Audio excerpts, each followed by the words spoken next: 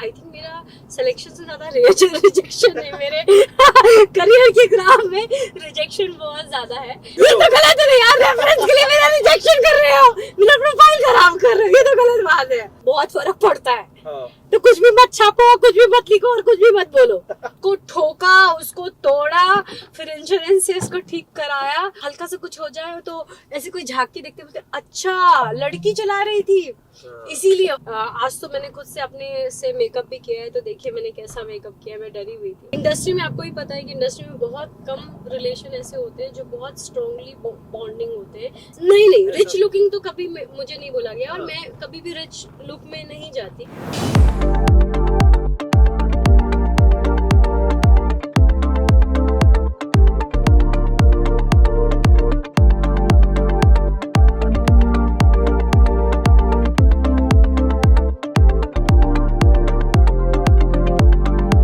स्वागत है मैम आपका टेली चक्कर के साथ for the special segment call चलते चलते। ये कैसा स्वागत है? स्वागत तो मैं करूंगी ना आप लोग का। स्वागत है सुप्रिया की छोटी सी गाड़ी में टेली चक्कर का, चलते चलते बैक रोड पे, जहाँ पे मुंबई का हाल है बेहाल। जहाँ देखिए सब जगह है खुदे हुए रास्ते और कुछ। मुझे बताइए सुप्रिया जी का और गाड़ियों का और ड्राइविंग का कितना पुराना रिश्ता है और कैसा रिश्ता है? बहुत पुराना रिश्ता है। मतलब जब से मैं मुंबई आई हूँ तो मुझे पहले ड्राइविंग नहीं आती थी, जब मैं बैरी पिया कर रही थी ऑफ कोर्स। लेकिन जस्ट बैरी पिया करते करते मैंने अपनी गाड़ी ली और मैंने अपनी ही गाड़ी में चलाना सीखा। सबसे बड़ी बात है, नई गाड़ी में उसको ठोका, उसको तोड़ा, फिर इंश्योरेंस से उसको ठीक कराया और मैंने फाइनली गाड़ी चलानी सीख ली। ग्रेट। अच्छा मुझे बताइए कई बार ऐसा होता है कि जो पहली गाड़ी होती है उससे बहुत ज्यादा लगाव होता है। बिल्कुल बिल्कुल। तो आपकी कौन सी पहली गाड़ी थी और कितना ज्यादा लगाव था उसके साथ? हाँ, मेरी पहली गाड़ी ऑफ कोर्स शेवरोलेट की थी और बहुत अच्छी गाड़ी थी। बेचारे ने मेरा बहुत साथ दिया, क्योंकि मैंने जितनी बार ठोका, जितनी बार एक्सीडेंट किया, उसने सब कुछ अपने ऊपर ले लिया, मुझे कुछ नहीं होने दिया। और ये मेरी सेकंड कार है और इससे भी मुझे बहुत प्यार है। और मैं जब भी गाड़ी में बैठती हूँ तो ऐसे ऐसे करके इससे बातें भी करती हूँ। जब मैं अकेले रहती हूँ तो इससे बातें भी करती हूँ और ये मेरी बातें सुनती है। अच्छा मुझे एक बात बताइए कि गाड़ी अब कैसे, अभी जब मैं मेल एक्टर्स का इंटरव्यू करता हूँ ना तो मैं उनसे ही पूछता हूँ कि आप गाड़ी में डेट पर किसे ले गए हो या ड्राइव पर किसे ले गए हो। कभी आप ले गए हो ड्राइव पर सर को? हाँ, मतलब मैं बोलती हूँ लेकिन वो मुझे ड्राइव नहीं करने देते क्योंकि उनको कॉन्फिडेंस नहीं मेरे पर। सही, सच जो है सच है। अच्छा। जो हमेशा से कहावत है, जब भी आप देखो कुछ हल्का सा कुछ हो जाए तो ऐसे कोई झांक के देखते बोलते अच्छा लड़की चला रही थी, इसीलिए। अगर वही लड़का एक्सीडेंट करे तो हाँ ठीक है, लड़का इट्स ओके। लेकिन अगर लड़की चला रही थी गाड़ी तो ऐसे करके झांक के बोला लड़की चला रही थी ना, इसीलिए ऐसा हुआ। तो वो जो थिंकिंग है ना वो सब में होती है। वैसे ऋषि में ये चीज है नहीं पता, लेकिन उसका कहना हमेशा ये रहता है कि जब मैं हूँ तुम्हारे साथ तो मैं चाहता हूँ कि तुम आराम से बाजू वाली सीट में मस्त आराम करो, मस्त गाने सुनो और मैं ड्राइव करूंगा। उसकी ये थिंकिंग है। ग्रेट। तो ये तो अच्छी बात है ना, ही इज सो लवेबल। हाँ, ये बहुत अच्छी बात है एक्चुअली। ओके। अच्छा आप अब अगर काम की बात कर ले तो कई बार ऐसा होता है ना कि कोई एक आधा रोल बहुत ज्यादा फेवरेट हो जाता है ना? तो मुझे बस यही जानना था कि कुहू या बैरी पिया? नहीं, ये बहुत ही थोड़ा सा क्वेश्चन है। दोनों रोल, अमोली और कुहू, दोनों ही मेरे लिए बहुत दिल के करीब है। मैंने इसके पहले भी एक कहीं बोला था। ऑफ कोर्स बैरी पिया अगर मैंने नहीं किया होता तो मैं शायद इंडस्ट्री में एस्टैब्लिश नहीं हो पाती। अमोली का रोल इतना प्यारा था, लोगों ने इतना पसंद किया कि मैं एस्टैब्लिश हो पाई इंडस्ट्री में। और देन जो कुहू मिला उससे तो मतलब मुझे क्या, पूरी दुनिया को प्यार हो गया है। तो ऑफ कोर्स मेरे लिए दोनों ही बहुत इम्पोर्टेंट है। और कुहू की लाइफ तो मैं जी ही रही हूँ, और मैं चाहती हूँ कि आगे भी, जो सबको पता है कि सीजन 2 आने वाला है, तो ये देखिए मैं अच्छे से टर्न करना आता है मुझे, और बैक गियर लेना भी आता है। तो ये देख रहे हैं ना आप टेली चक्कर वाले, जो नए गांव से इतनी बार मेरा एक्सीडेंट हुआ, सबको लग रहा था कि मुझे गाड़ी चलानी नहीं आती है। तो ऑफ कोर्स मैं हर दिन कुछ एक तरफ का 48 किलोमीटर जाती थी और 48 किलोमीटर आते थे, राइट मुकेश? बहुत दूर था हमारा। और अभी मैं बिल्कुल फ्री हूँ, तो किसी को गाड़ी सीखना है तो मुझसे आप सीख सकते हो। मैं बिल्कुल अच्छे से ड्राइविंग सिखा सकती हूँ। देखो एकदम स्लो चलाना है तो ऐसे ऐसे थोड़ा हिल रहा है ये ब्रेक, ऐसे ऐसे नए लोग ऐसे ऐसे चलाते हैं। और थोड़ा आप अच्छे से सीख जाए, थोड़ा एडवांस, तो इसको हम ऐसे भागा भी सकते हैं। ये देखिए तो अब बस थोड़ा और स्पीड बढ़ाओगे तो उड़ने भी लगेगा। हाँ, लेकिन मैं डराना नहीं चाहती, लेकिन एक्चुअली मैं अभी बिल्कुल फ्री हूँ। और आज तो मैंने खुद से अपने से मेकअप भी किया है, तो देखिए मैंने कैसा मेकअप किया है, मैं डरी हुई थी। तो आप थोड़ी अच्छी सुंदर लड़की से सीखना चाहते हैं तो प्लीज बताएं, कमेंट बताएं, और जो फी है वो टेली चक्कर डिसाइड कर लेंगे। अच्छा टेल मी वन थिंग, जब ना वो पढ़ रहा था गूगल पर आपके वक्त पर, तो इट वाज अगले जन्म मोहे बिटिया ही कीजू से मैं स्टार्ट हुआ था मेरा। हाँ भाई, यस हाँ, तो पहला उसमें कौन सा रोल था? सनिचरी, बहुत फेमस रोल था, मतलब वो नहीं, मैं जानता हूँ सनिचरी का किरदार। हाँ। आई वांट यू कि आप लोगों को याद दिलाए वो स्वास्तिक प्रोडक्शन का वो रोल, क्योंकि रतन सबको याद है। हाँ। और उसके किरदार लोग भूलने लगे हैं। रतन याद है और उसमें वो ठाकुर साहब याद है।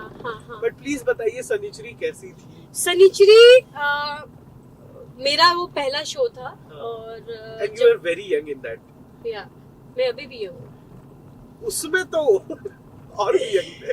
नहीं, बिल्कुल धीरे धीरे टाइम चेंज होता है। बिल्कुल वो चीज़ें चेंज होती है, और हम बार बार सब लोग बोलते हैं कि हम यंग हैं, और ये बोलना चाहिए ताकि आप कहीं भी आपके एक पॉइंट भी आपको कहीं से फील होता है, या आपकी तबीयत खराब होती है और ये फील होता है कि अरे यार एज होते जा रहा है, तो ये फीलिंग हटाने के लिए बहुत ज़रूरी है कि बार बार आप बोलें कि हम यंग हैं अभी, ताकि आप और अच्छी लाइफ जी सके, जितना जीना है उसे अच्छी हेल्दी लाइफ जी सकते हैं। हाँ, अगले जन्म मेरा पहला शो था जिसमें सनिचरी का कैरेक्टर बहुत ही इम्पोर्टेंट, जहाँ वो शो में पहली बार जो लड़की बिकती है वो है सनिचरी। यस, वहीं से स्टोरी स्टार्ट होती है कि एक गांव में लड़की बेची जाती है, गौना किया जाता है पैसे के नाम पे, और वो जो पैसे आते हैं जिससे उन सबका घर चलता है।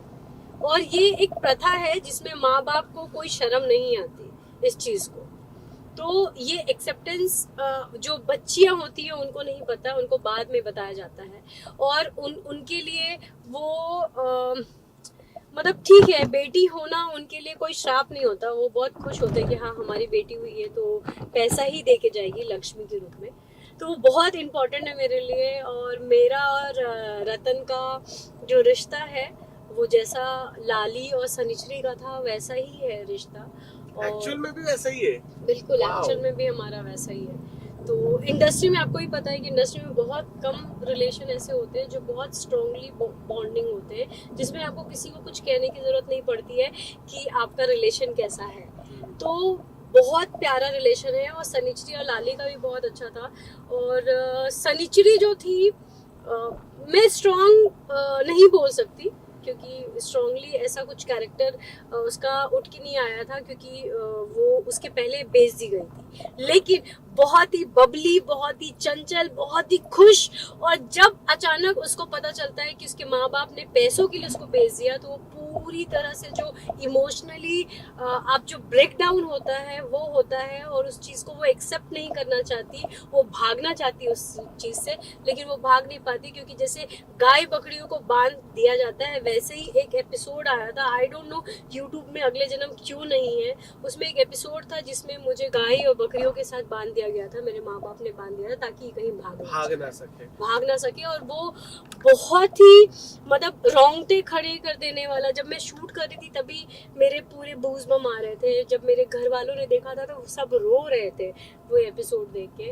और देन वहीं से मेरी शुरुआत हुई। लोगों को मेरा काम बहुत पसंद आया।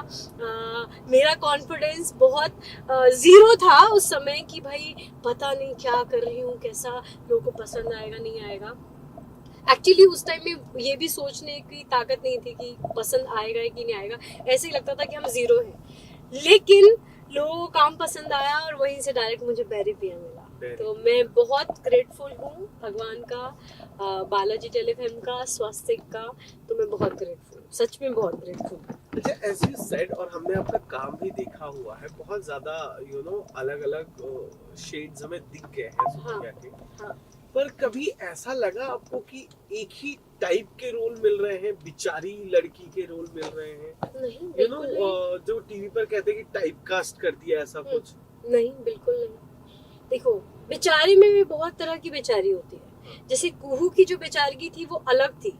वो बेचारी नहीं थी, वो स्ट्रॉन्ग थी, वो काली थी लेकिन वो खुश रहती थी। जो अमोली का कैरेक्टर था वो अलग थी, वो बेचारी कहीं नहीं थी, वो बहुत स्ट्रॉन्ग थी। अगर आपने पूरा वो बैरी पियाफ को सबने बहुत फॉलो किया था, तो उसमें ऐसा था कि वो ठाकुर के सामने ऐसे खड़ी रहती थी और झुकी नहीं, आंखों में आंखें डाल के करती थी, कभी झुकी नहीं। तो वो बेचारी कभी से नहीं थी। वो सुंदर थी, दिल की बहुत स्ट्रांग थी और बहुत स्ट्रांग हेडेड थी कि मैं कुछ भी हो जाएगा लेकिन मैं ठाकुर के सामने नहीं झुकूंगी और अपने आप को उनको नहीं सौंपूंगी। और कुहू बिल्कुल अलग थी। कुहू प्यार में थी, प्यार में थी और उसको ऐसा लगता था कि अगर मुझे जैसी लड़की की शादी नहीं होगी, अगर शादी हो गई तो उसको लिए बहुत बड़ी बात थी। और उसको ऐसा लगता था कि अरे भोले बाबा आपने मेरी शादी करा दी, ये तो बहुत ही बड़ी बात हो गई। तो उसको प्यार सिर्फ भोले बाबा से था। तो बेचारी कहीं से नहीं थी। और मुझे ऐसा लगता है कि इस टाइप की जो स्टोरी है ना और बननी चाहिए। और मैं चाहती हूँ कि मैं प्ले करूँ, क्योंकि हर जगह की बहुत सारी लड़कियां ना बहुत टाइप से सफर हो रही है, बहुत सारी चीजें हो रही है जो हम दिखा नहीं पा रहे हैं। हम अर्बन की तरफ बहुत जा रहे हैं। हमारा जो मेन कल्चर है उसको हम दिखा नहीं पा रहे हैं। तो मैं चाहती हूँ कि इस टाइप की स्टोरीज बने। अगले जन्म तो आई स्टिल रिमेम्बर ऐसा होता था कि लड़कियों अगर वो कुछ सोच भी रही है तो भाई तुझे सोचने का भी अधिकार नहीं। बिल्कुल नहीं। लेकिन मैं बोलती हूँ कि अभी फिर भी बहुत सारी चीजें चेंज हुई है, लेकिन चेंज नहीं भी हुई है। कुछ जगह अभी भी वो डेवलप नहीं हुआ है कि आप उसको चेंज कर सकते। इंडस्ट्री में चीजें चेंज हुई है क्या? मैं इसमें बोलने के लिए ना अभी मैं उस लेवल पे शायद नहीं हूँ। मैं उस लेवल मतलब मैं लेवल उससे नहीं बोल रही हूँ। मुझे पता है कि मैं बहुत ईमानदार हूँ अपने काम को लेकर, और मेरे में वो नहीं है कि मैं किसी की बटरिंग करूँ। ठीक है, तो मुझे ये पता है कि मैं सिर्फ काम से ही काम कर सकती हूँ, बाकी मेरे में बटरिंग नहीं है। तो इसीलिए वो बोल रही हूँ कि बहुत लोग क्या होते हैं ना, किसी के जान पहचान होते हैं, बहुत अच्छा उनका खुद का पीआर बहुत अच्छा होता है कि वो बहुत खड़े खड़े अपना पीआर कर सकते हैं। तो वो लोग ना खुल के बोल सकते हैं बहुत सारी चीजें। अभी ऐसा होता ना कि अगर मैं कुछ बोलूँ तो लोग ये कमेंट भी करने लगते हैं, अरे हाँ अभी इसके पास काम नहीं है ना तो इसीलिए इतना ज्यादा बोल रही है। या आप कुछ जब काम कर रहे होते हो तब बोलने लगो तो लोग ये कंप्लेन करने लगते हैं कि अच्छा अभी इसको काम मिल गया ना इसीलिए ये ऐसा बोल रही है। बहुत ज्यादा बोल रही है, ज्यादा ही बोल रही है। अभी नीचे गिरेगी ये देख लेना। तो इस टाइप की जो चीजें है ना, लोगों को समझ में भी नहीं आता है कि आर्टिस्ट किस हिसाब से, किस वे से निकलता है और किस इमोशन में रहता है, और उनके लिए काम कितना इम्पोर्टेंट होता है। और जब उनको काम मिलता है तो वो किस तरह से, किस शिद्दत से उस कैरेक्टर को निभाता है, और कितनी सारी चीज़ें ऐसी होती है जो उसको झेलना पड़ता है और उस चीज़ से वो गुजरता है। कभी ऐसा हुआ है कि कोई वियर्ड सा रिजेक्शन आपके हाथ है? सी एक्टर्स की लाइफ में ऑडिशन और rejection is a very important part. Weird सा मतलब मैं बोलूं मुकेश, मैं ऑफ कोर्स बोलना चाहूंगी कि बहुत सारा मतलब मैं शो देखूं या अभी तक मैंने वेब सीरीज नहीं किए हैं, और वेब सीरीज की जो वो सीरीज अच्छी सीरीज ऐसा नहीं बोल रही हूँ, तो कई बार मुझे ऐसा लगता है ना कि यार काश मुझे ये रोल मुझे मिला होता ना, तो मैं कुछ और सोच के रखा था कि हाँ मैं ऐसा कुछ करूंगी। मैं ये नहीं बोल रही कि जिसको मिला है उसने बुरा किया है, नहीं, लेकिन मुझे ऐसा लगता है अभी एक भी सुप्रिया टच होता है। हाँ, बहुत बढ़िया टच होता और वो कुछ और निकल के आता। जैसे मुझे ऐसा लगता है कि मुझे ऐसा लगता है, मैं ये नहीं बोल रही हूँ कि यही है, कि शायद कुहू कोई और करता ना, तो मुझे नहीं लगता कि कुहू कुहू हो पाती। हाँ, मुझे ऐसा लगता है कि मैंने बहुत सुप्रिया से भी बियॉन्ड जाके मैंने बहुत अलग जाके मैंने किया है, क्योंकि मैंने उसके लिए रात दिन होमवर्क किए हैं, क्लास वर्क किए हैं उसके लिए। करेक्ट। तो कोई ऐसा ऑडिशन जो शो आपने दिया और वहां पे ऐसा हुआ कि नहीं, you are too sweet for this, you are too rich looking for this? नहीं, रिच लुकिंग तो कभी मुझे नहीं बोला गया, और हाँ। मैं कभी भी रिच लुक में नहीं जाती। हाँ। मतलब मेरा बहुत टची मतलब है, ऐसा फनी सा रीजन देके रिजेक्ट किया हो? फनी सा रीजन तो हर दिन ही देते हैं। हाँ। एक तो आपको पीछे पड़ के ऑडिशन मंगाते हैं, हाँ। एकदम पीछे ही पड़ जाएंगे, हाँ। और जैसे आप ऑडिशन भेजोगे ना, एक दिन नहीं जाएगा, आपको बेफालतू के रिजेक्शन के वो एक्सक्यूजेस दे देंगे, जो आपको बहुत ही हर्ट होता है, क्योंकि एक ऑडिशन के लिए भी बहुत सारी तैयारियां होती है कि आपको ऐसे कपड़े पहनने हैं, ऐसे बाल बनाने हैं, ऐसा मेकअप करना है, फिर आपको जाना है, फिर ऑडिशन देना है, और एक दिन आप पीछे पड़े हो 15-20 दिन, 1 महीने से, और एक दिन नहीं लगा आपको ये बोलने के लिए कि नहीं आप इस कैरेक्टर में फिट नहीं हो, आप ऐसे लग रहे हो, और आपको नहीं पता था क्या? और मुझे ऐसा लगता है कभी कभी, मैं ये नहीं बोल रही कि ऑडिशन देना नहीं देना अलग है, ऑडिशन देना जरूरी है, लेकिन अगर आपने अलग अलग वेरिएशन के काम किए हैं, आपने काम किए हैं, और अगर सेम लुक का है, तो मुझे ऐसा लगता है कि आप कोई भी एपिसोड उठाओ और देखो कि क्या किया है, और क्या परफॉर्मेंस है, और कितना डेप्थ है। मुझे ऐसा लगता है कि थोड़ा तो कंसीडर करना चाहिए, आई थिंक, मुझे लगता है। और दूसरी बात है कि अगर आपको फ्रेशर ही लेना है, तो आप मत मंगाओ ऑडिशन। और मैंने तो कई ऑडिशन किया, मतलब अक्सर मेरे ऑडिशन, अब तो मैं पहले पूछ लेती हूँ, अक्सर मैंने ऑडिशन देखे हैं जो मेरे ऑडिशन जाते हैं, और जाते के साथ अभी जैसे आप यूट्यूब में डाल देते हो, तो जाते के साथ इतने व्यूज हो जाते हैं, यानी आपको साफ पता चल गया है कि उसने ऑडिशन सिर्फ आपके रेफरेंस के लिए मंगाया है, और वो शेयर हो जाता है, और देन आपके व्यूज, मतलब विद इन 2 days 60 व्यूज कैसे होंगे? 60 व्यूज हो सकते हैं क्या आपके?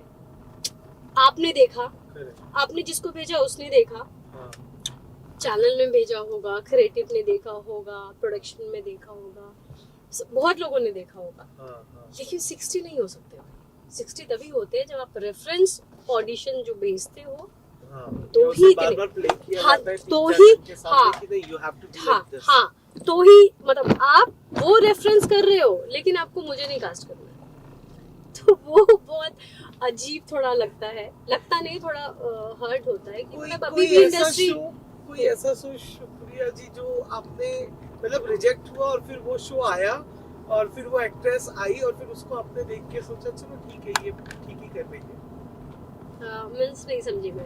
कोई शो जहाँ से आपने ऑडिशन किया और आप रिजेक्ट हुए, लेकिन फिर वो शो जब ऑन बोर्ड हुआ, आया, टेलीकास्ट हुआ, तो आपने देखा कि भाई कौन है ये एक्ट्रेस, और फिर पता चला अच्छा पोटेंशियल है इसमें, ये मैं इससे बेटर कर सकती थी, ऐसा कुछ? ऐसे बहुत सारे शोज है, मतलब आई थिंक मेरा सिलेक्शन से ज्यादा रिजेक्शन है, मेरे करियर के ग्राफ में रिजेक्शन बहुत ज्यादा है।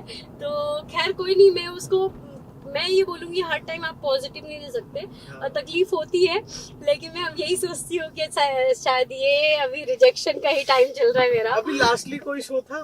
हाँ, अभी जस्ट हमारा तोसे नैना ये हुआ, तो मुझे एक्चुअली जब मैं तोसे नैना बंद होने की न्यूज़ थी, तो मुझे बहुत सारे शोज के ऑफर आ रहे थे, तो तभी हमारा ये था कि हम तोसे नैना 2 करने वाले हैं, तो मैंने सारे शोज को मना कर दिया, जिसमें से हाँ जिसमें से क्या था जो आपने बहुत, एक सोनी का शो था, एक ऑफ कोर्स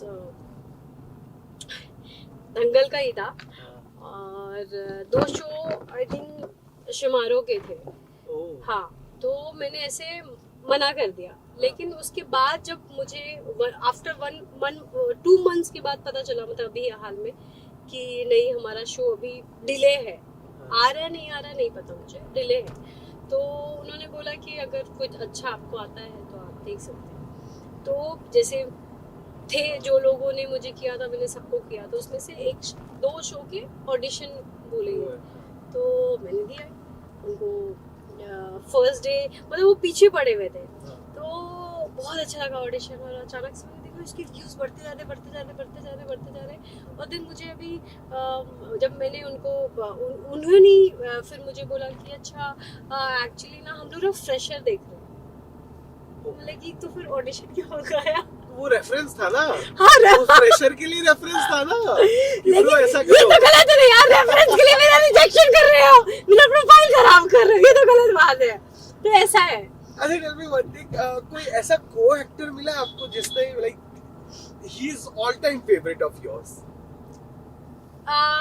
मैं लुटेरी दुल्हन करती थी हाँ इमेजिन का, तो हाँ मैं मृणाल से मतलब कई साल हो गए हैं, हमारी फोन पे बात नहीं होती, मैसेज पे बर्थडे ऐसे हमारे हो जाते हैं, लेकिन मुझे ऐसा लगता है कि वो बहुत अच्छा है एज अ को एक्टर, तो बहुत अच्छा है। तो मुझे ऐसा लगता है कि मृणाल जैन ऑल टाइम। और यहाँ पर जो विशाल थे और प्रतीक था और बैरी पिया वाले एक्टर्स थे, तो कई बार ना ये विशाल बहुत फन लविंग इंसान है, and for that matter Prateek also. तो विशाल के साथ जब अगर ओएस कट रहा है और वो फनी फेसेस बनाता था, तो आप, लेकिन मैं देखता था आप अपना कैरेक्टर छोड़ते नहीं थे। नहीं, ये अनप्रोफेशनल चीज है कि अगर कोई सामने का कोई एक्टर का क्लोज चल रहा है और आप फन कर रहे हो, तो वो सही नहीं होता है एक्चुअली। ये अनप्रोफेशनल चीज ये होती है जो नहीं होनी चाहिए। आप ऑफ कैमरा कुछ भी करो सब चलता है, ऑन कैमरा नहीं चलता है, मुझे ऐसा लगता है। आपने देखा होगा कि मैं काम को बहुत अलग सीरियसली अलग लेती थी, और काम के बाद आपको जो करना है, मैं बहुत फन लविंग हूँ, लेकिन वो अलग जोन है। तो आप बोलते थे?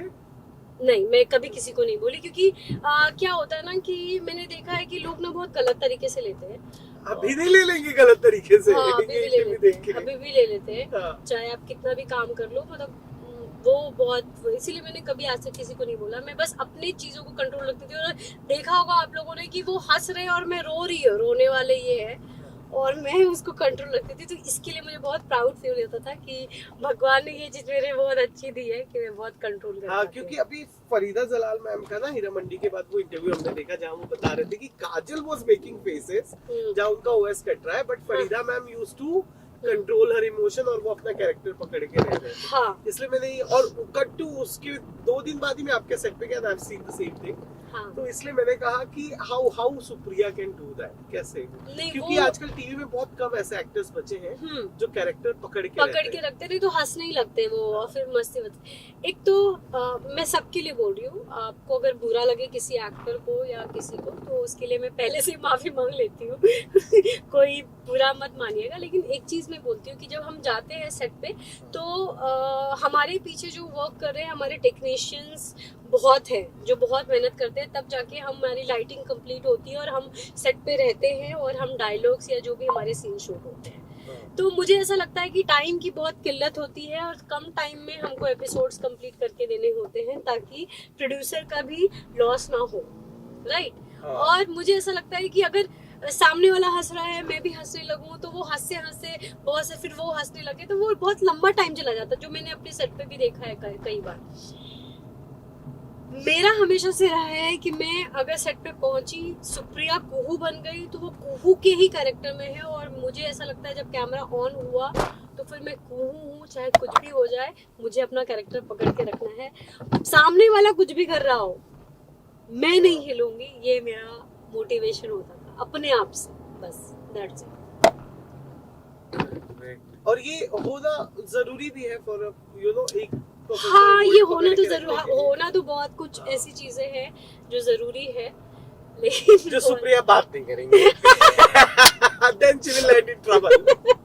No, नहीं, कोई ट्रबल नहीं है, कुछ नहीं हाँ, ट्रबल है। हाँ। आदमी कोई कुछ भी बोल सकता है, मतलब अगर जो है एक्सपीरियंस वो तो मैं शेयर कर ही सकती हूँ, ऐसा कुछ नहीं है। कौन ट्रबल करेगा? मैंने कभी किसी के काम में खराब नहीं किया है, तो ट्रबल कौन कर देगा? ये तो हाँ, वो भी मेरी है। और आपकी बात है, कोई ट्रबल नहीं कर सकता। नहीं, I am talking about you. कई बार ऐसे हेडलाइंस आ जाते हैं, कई बार कोई कुछ भी पैग उठाता है, पता। हाँ। Are you scared of this things? जो हेडलाइंस आपको बॉदर करती है?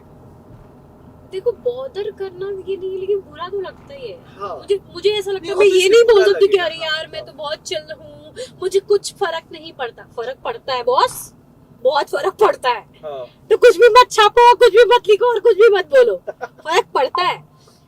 अगर हम मतलब डेली कुछ खा रहे हैं और अचानक से कुछ अनसन डाल दे तो पेट को फर्क पड़ता है ना, तो वैसे हमारे मन और दिमाग को भी फर्क पड़ता है कि अचानक से कोई कचरा डाल दे तो फर्क पड़ता है। बस सीधी।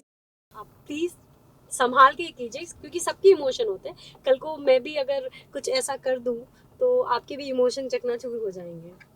ये जो आपने किया अभी क्या क्या? ये जो प्रॉपर नॉर्थ इंडियन गर्ल वाला तड़का भी आपने किया कि भाई हम सुन के तो नहीं लेंगे। नहीं, बिल्कुल नहीं, सुन के तो नहीं लेंगे।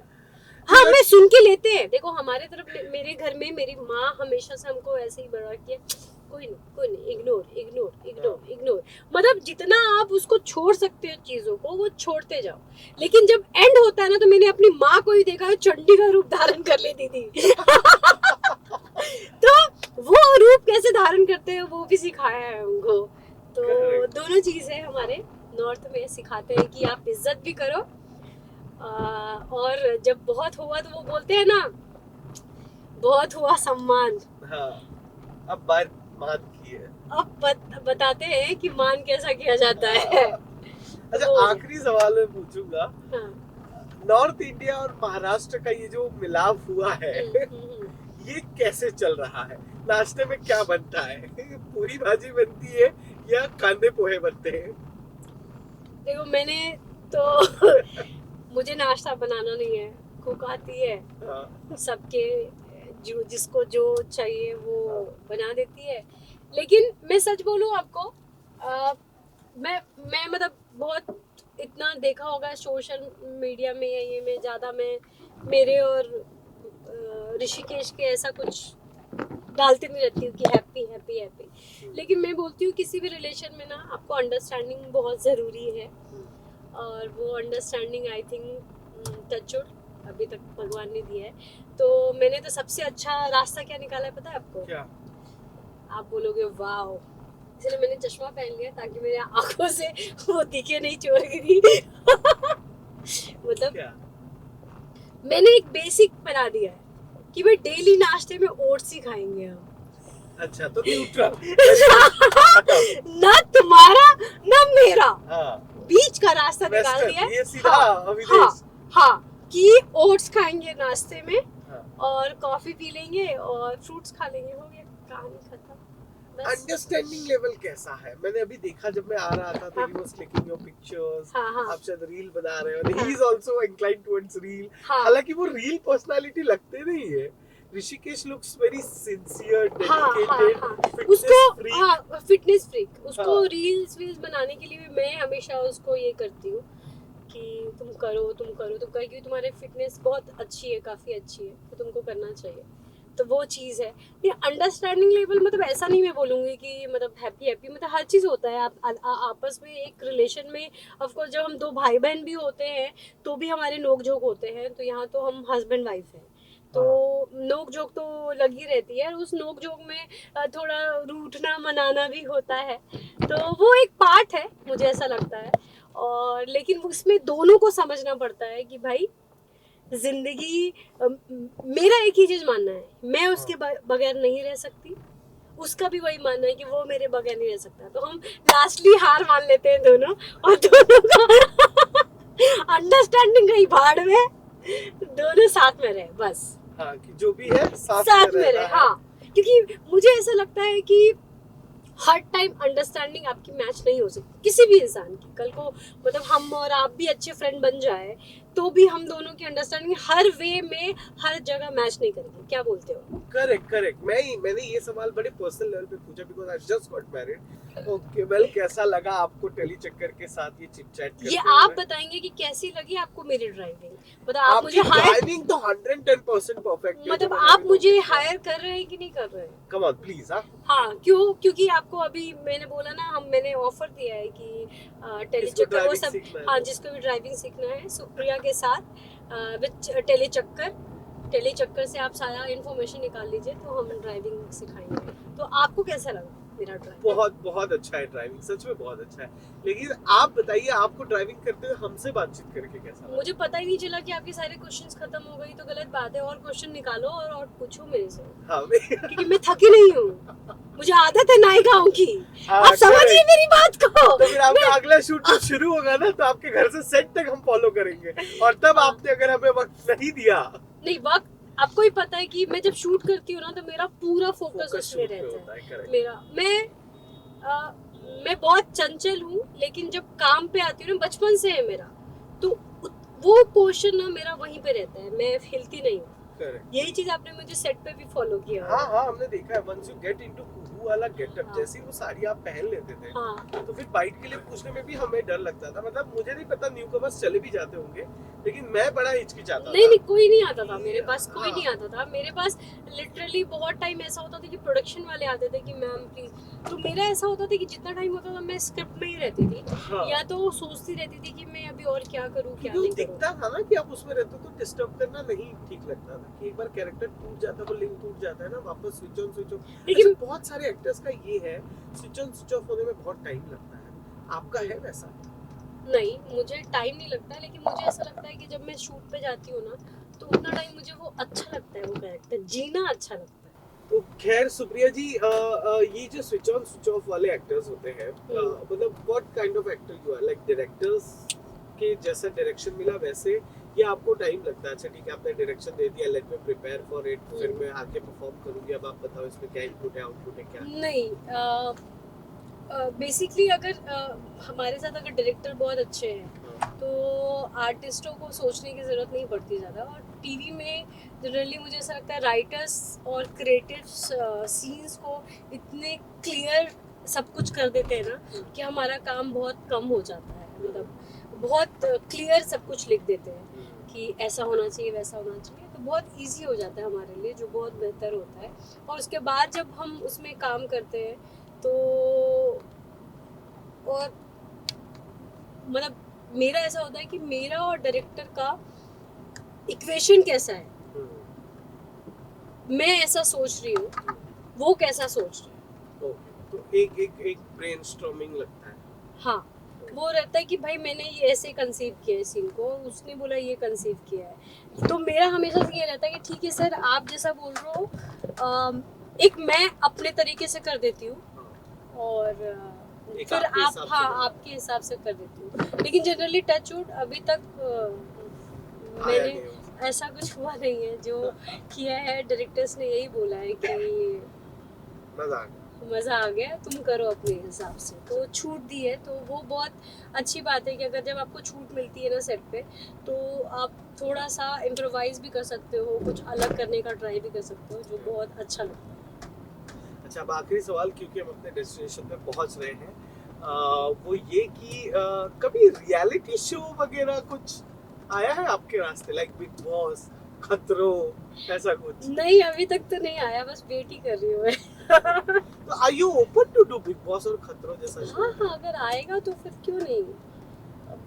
एज एन एक्टर आपको हर चीज करना चाहिए, एक एक्सपीरियंस होना ही चाहिए। ये सब एडवेंचर है लाइफ के, जिंदगी के, तो मुझे लगता है कि करना बनता है एक बार। तो मतलब अगर बिग बॉस ने आपको पिच किया, you are all set to go too? हाँ, बिल्कुल।